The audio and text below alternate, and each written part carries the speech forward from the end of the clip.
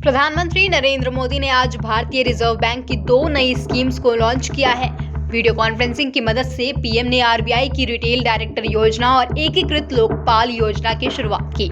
RBI की retail director योजना से सरकारी सिक्योरिटीज मार्केट में खुदरा निवेशकों की पहुंच बढ़ेगी और ये भारत सरकार और राज्य सरकार द्वारा जारी सिक्योरिटीज में सीधे निवेश कर सकेंगे। सीधे निवेश के चलते निवेशकों का रिटर्न बढ़ जाएगा। इसके अलावा एकीकृत लोकपाल योजना के जरिए शिकायतों को दूर करने के लिए आरबीआई कुछ नियम बना सकेगी। आपको बता दें, ये एक पोर्टल, एक ईमेल और एक पता है जहां शिकायतें दायर की जा सकेंगी। पीएम के साथ वीडियो कॉन्फ्रेंसिंग में स्कीम लॉन्चिंग के दौरान आरबीआई गवर्नर शक्तिकांत दास और वित्त मंत्री निर्मला सीतारमण भी उपस्थित रहीं। साथियों, फाइनेंशियल इंक्लूजन और ईज ऑफ एक्सेस जितने जरूरी हैं, ईज ऑफ इन्वेस्टमेंट और बैंकिंग सिस्टम पर सामान्य जन का भरोसा भी, सामान्य जन के लिए सुविधा भी, सामान्य जन के लिए सरलता भी उतना ही आवश्यक है। एक मजबूत बैंकिंग सिस्टम मजबूत होती अर्थव्यवस्था के लिए बहुत जरूरी है। 2014 के पहले कुछ सालों में देश के बैंकिंग सिस्टम को जिस प्रकार से नुकसान पहुंचाया गया था, आज हर किसी को पता है कि कैसी स्थितियां पैदा हो गई थी, क्या कुछ नहीं हुआ था। बीते 7 सालों में एनपीएस को पारदर्शिता के साथ रिकॉग्नाइज किया गया। रिजोल्यूशन और रिकवरी पर ध्यान दिया गया। पब्लिक सेक्टर के बैंकों को रिकैपिटलाइज किया गया। फाइनेंशियल सिस्टम और पब्लिक सेक्टर बैंकों में एक के बाद एक रिफॉर्म्स किए गए।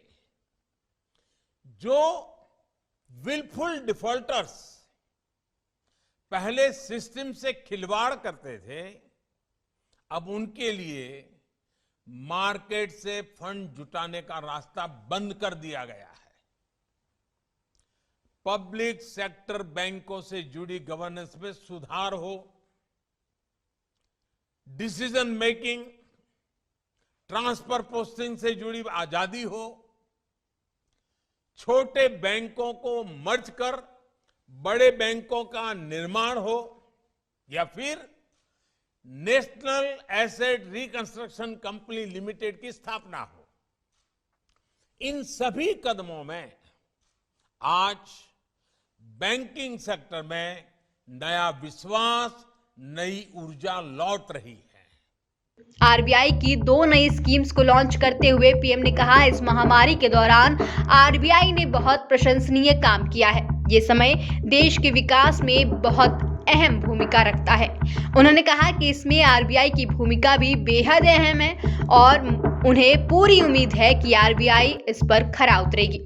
पीएम ने कहा, आरबीआई ने सामान्य लोगों की सुविधा को बढ़ाने के लिए उन्हें ध्यान में रखते हुए लगातार अनेक कदम उठाए हैं। प्रधानमंत्री ने कहा कि इन योजनाओं से निवेश के दायरे का विस्तार होगा, कैपिटल मार्केट को एक्सेस करना और आसान और सुरक्षित हो जाएगा।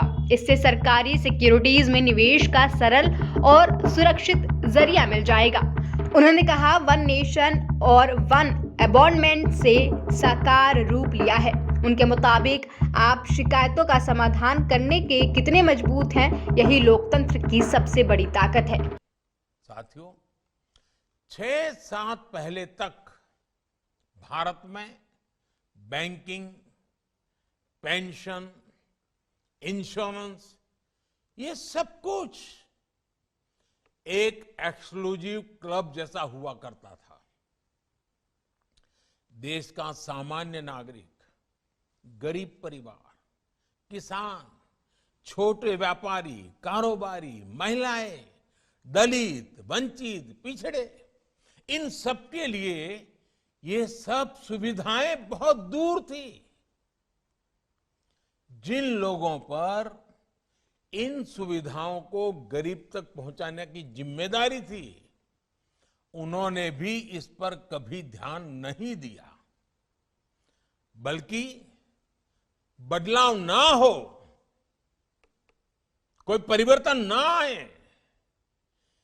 गरीब तक जाने के रास्तों को बंद करने के लिए जो कुछ भी तर्क दे सकते हैं, भांति भांति के बहाने, यही एक परंपरा हो गई थी।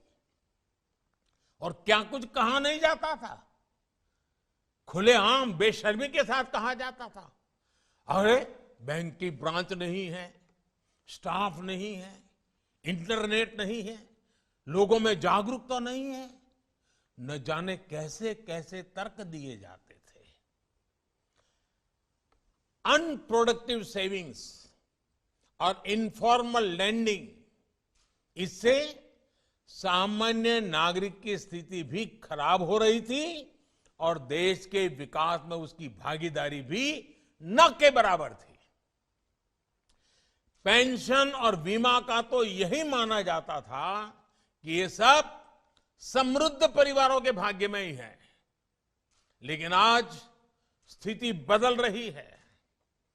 आज फाइनेंशियल इंक्लूजन ही नहीं, बैंकिंग और फाइनेंशियल सेक्टर में ईज ऑफ एक्सेस भारत की पहचान बन रही है। आज अलग अलग पेंशन योजनाओं के तहत समाज का हर व्यक्ति 60 वर्ष की आयु के बाद 60 वर्ष की आयु के बाद मिलने वाली पेंशन की सुविधा से जुड़ सकता है। पीएम जीवन ज्योति बीमा योजना और पीएम सुरक्षा बीमा योजना के तहत लगभग 38 करोड़ देशवासी, 38 करोड़ कंट्रीमैन 2-2 लाख रुपए की बीमा सुरक्षा से जुड़े हुए हैं। देश के करीब करीब हर गांव में 5 किलोमीटर के दायरे में बैंक ब्रांच या बैंकिंग कॉरेस्पॉन्डेंस की सुविधा पहुंच रही है। पूरे देश में आज लगभग 8.5 लाख बैंकिंग टच पॉइंट्स, जो देश के हर नागरिक की बैंकिंग सिस्टम तक पहुंच बढ़ा रहे हैं। जन धन योजना के तहत 42 करोड़ से अधिक जीरो बैलेंस बैंक अकाउंट्स खोले गए, जिसमें आज गरीब के हजारों करोड़ रुपए जमा है। मुद्रा योजना से महिलाओं, दलित, पिछड़े, आदिवासियों में व्यापारियों, कारोबारियों की एक नई पीढ़ी सामने आई है। और स्वनिधि योजना से रेहड़ी, ठेला, फेरी चलाने वाले भी इंस्टीट्यूशनल लैंडिंग से जुड़ पाए हैं। साथियों, लास्ट माइल फाइनेंशियल इंक्लूजन से जब डिजिटल एम्पावरमेंट जुड़ गया तो उसने देश के लोगों को एक नई ताकत दी है।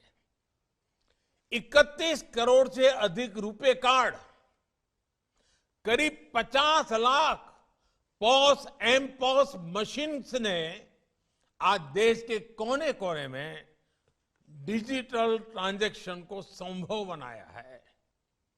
यूपीआई ने तो बहुत ही कम समय में डिजिटल ट्रांजैक्शन के मामले में भारत को दुनिया का अग्रणी देश बना दिया है।